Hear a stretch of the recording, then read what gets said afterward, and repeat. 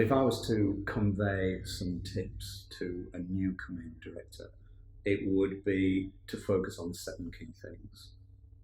The first thing is that you need to be clear on the company's DNA, soul, spirit. It's kind of a mixture of why you're there and the solutions that you offer to customers, and they're happy to pay you large amounts of money to receive the solution. But it's also about the sort of essence of the brand and what the company is and what you want it to stand for. So you have to get that core clear in your own minds. The second thing is you're all accountable, and it's knowing to whom we're accountable and who on that stakeholder map has power, who has interest, and where our saliency or attention should be placed. And that's constantly shifting, as anybody will tell you when a regulator knocks on the door, how that can move with circumstance and how that soaks up bandwidth and attention for directors. So maintaining those relationships and understanding those stakeholders is the second key thing.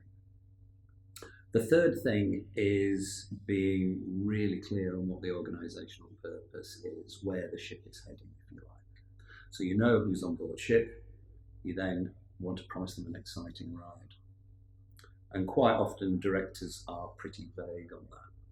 And if you ask them, where are we going, it'll be somewhere nice. Or when do you want to get there? Soon. That tends not to excite stakeholders.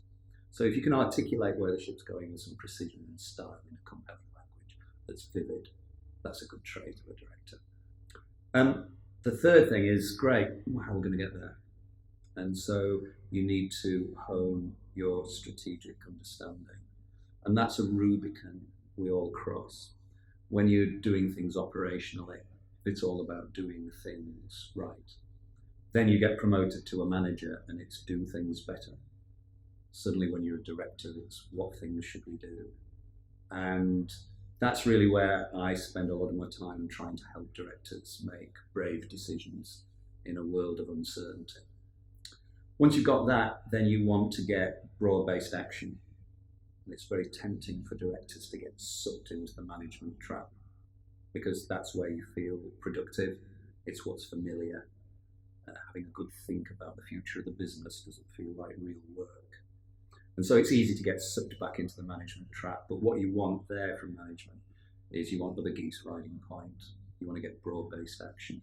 And so as a director, you spend more time on relationships and conversations than you do on actual tasks. Then I think the next bit is none of that descends from heaven. So you work on your leadership, your ability to influence those other stakeholders towards that common goal. And each time you go around that cycle, because it never stops, you keep saying, what have we learned? Because as Richard Teeling, the guy who turned around Harley Davidson, said, the only thing that gives this business a future is what did we learn today? And I think that's one of the areas that family businesses have as a real advantage. Generally, one of the things I like most about family businesses is their appetite to learn